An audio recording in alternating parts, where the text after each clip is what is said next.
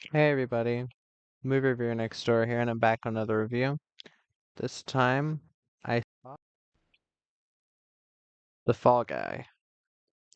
This is an action comedy film from 2024, directed by David Leitch, and it stars Ryan Gosling, Emily Blunt, Aaron Taylor Johnson, Hannah Waddingham, Teresa Palmer, Stephanie Sue,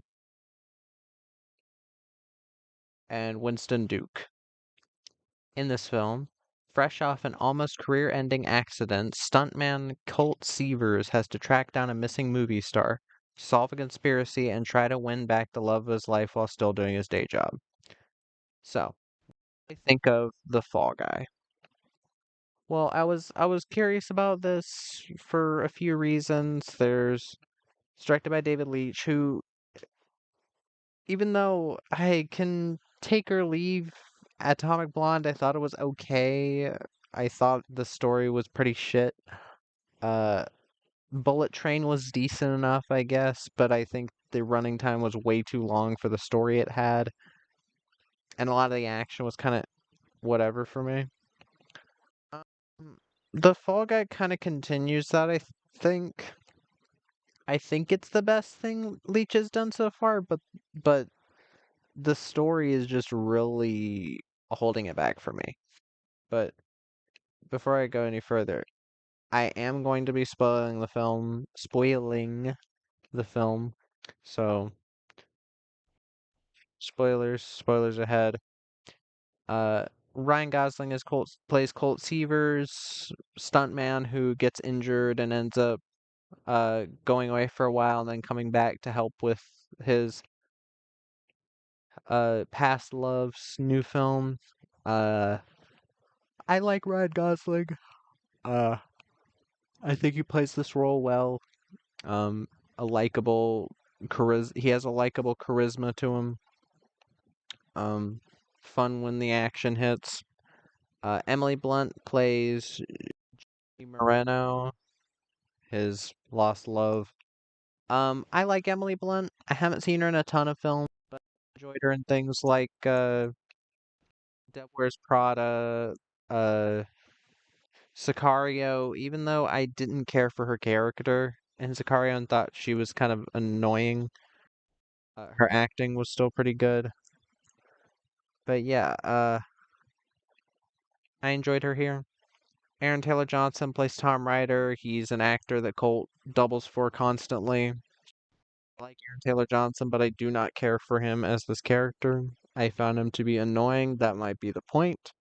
But if it's so annoying that I want to shut the movie off sometimes when he's talking, that's not a good thing. Hannah Waddingham plays Gail Meyer, who's the producer. Um, She's really annoying too. I haven't seen her in anything. Apparently, she was in Les Miserables as one of the factory women. Apparently she's a singer. Her acting here, it feels like she's trying to do what a bunch of other British comedy actors do, which is just be annoying. And yeah, she's annoying. Teresa Palmer plays Iggy Starr, who's the girlfriend of uh and also working with him on this new movie. I like Teresa Palmer. Uh, she doesn't really do much in this. Oh, excuse me. She was in Lights Out, Warm Bodies. Uh, I know her from 222, which I thought she was good in that. Um, but yeah, I keep saying my bad. But yeah, she's fine here. But weird thing, looked almost unrecognizable to the point where I was like, wait, where was Teresa Palmer in this movie? Because I knew she was in it, but when I was watching it, I was like, wait, which part did she play? I didn't even notice her. She looks like she might have had plastic surgery, which I don't see why she'd need it. She's like mid 30s or something. But yeah, Stephanie Sue is Milan, a woman that has to do with uh the conspiracy in some way. She's fine. she had a couple chuckle-worthy moments. Winston Duke plays Dan Tucker, who's a partner of Colt Seavers. He's fine. I want to get what I liked about the film out of the way because I do need to talk a tiny bit in depth about what I didn't care for. Um, the stunts, the stunts and the action sequences. I am not going to take anything away from them. They are very fun. I wish there were some more scattered throughout the first half, but as it's mostly just him doing the stunt work stuff. But that's still very well done. The car flip that he does, the him getting caught on fire. It's not Ryan Gosling doing those stunts as they reveal in the credits, which I was kind of made sense. But it was still fun. Um, the bit where there's like the truck and he's like holding on to like a side of the truck with the shovel and has like something under his feet protecting him from the pavement. That was cool. The entire ending sequence is very well done, spectacular, fun action. Um, and I wish more of the movie just stuck to that. Um, but yeah, the action and stunts very good. Ryan Gosling and Emily Blunt do very good jobs playing their characters. I enjoy both of the actors. Um, I thought their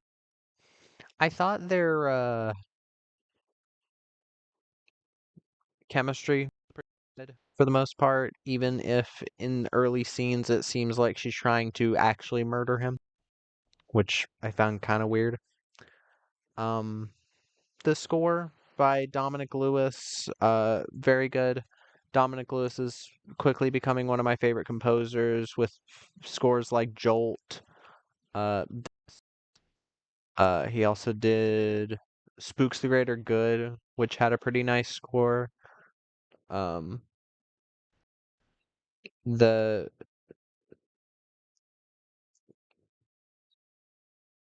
I like how the film looks. It has a very nice look to it. Um, it definitely looks expensive, but I do have to talk about the things I didn't care about. Now, there is definitely a lot of talent behind this film, but the story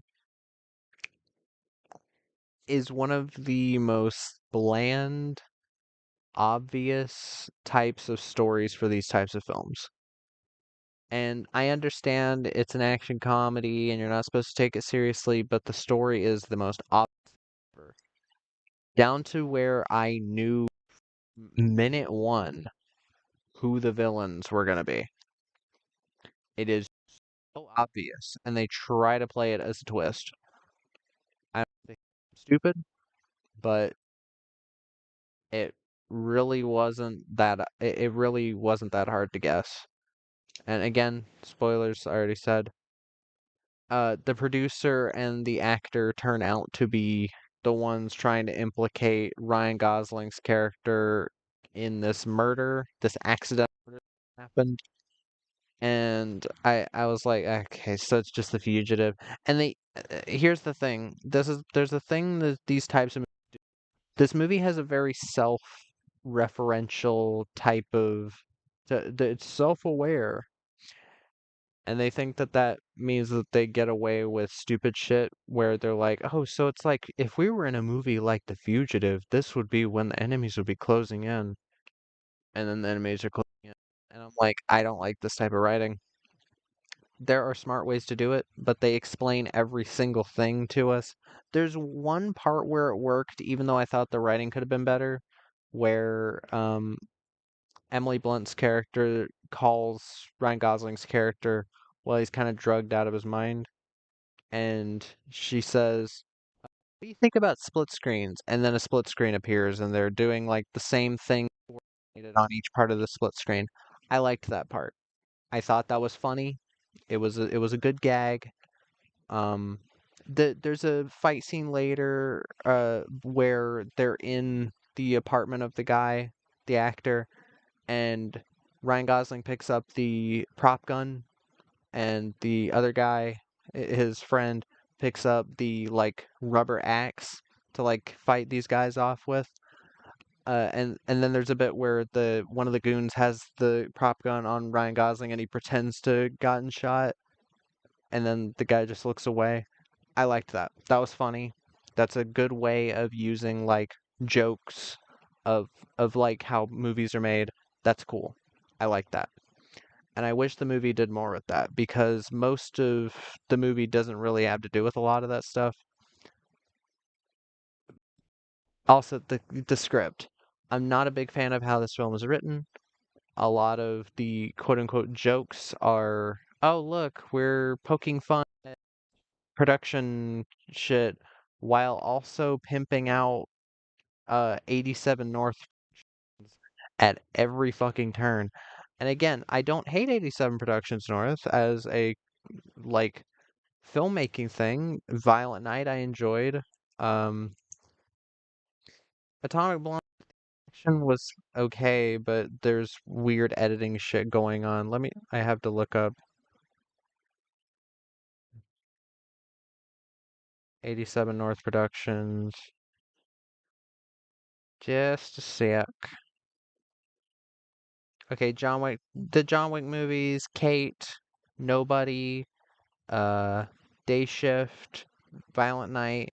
They've done plenty of good things. Apparently, John Wick presents Ballerina for them too. But yeah, like there are some great things that they have done, but it does feel more like an ad at times. The amount of things that have 87 North Productions logos on them, the amount of times they reference actual actors, it kind of came off annoying to me. And a lot of the comedy is about that. And there's quite a bit of comedy that I did find funny, but a lot of the comedy was also just really obvious and just not that funny to me. Um, the and the acting from Hannah Waddingham and Aaron Taylor Johnson, I really like Aaron Taylor Johnson. I've never seen Hannah Waddingham. I didn't think either of them did a great job here. I found them to be very annoying and very just hammy in the worst way possible with their acting and their dialogue. And yeah, I didn't find them to be a threat at all. So it was kind of just whatever. But yeah, like I do think that a film like this could have been well, but I didn't again, the very obvious like, oh, I'm being implicated for a crime and my girlfriend's being told by everybody that I'm dead or I did the crime. I don't like this type of writing. It feels very forced. It feels very convenient at many times, and overall, I just think it's not good writing. But yeah, I I can still, if you can get past that writing performances, I think you'll really enjoy this film, though. Maybe it's just me being too nitpicky, but I like for films to be well written. Um, but yeah, it was at least nice to see the stunts in it. But yeah, that was my review of The Fall Guy. If you've seen the film, let me know what your thoughts are in the comments down below. If you have any recommendations, put them down there as well. And movie reviewer next door, out.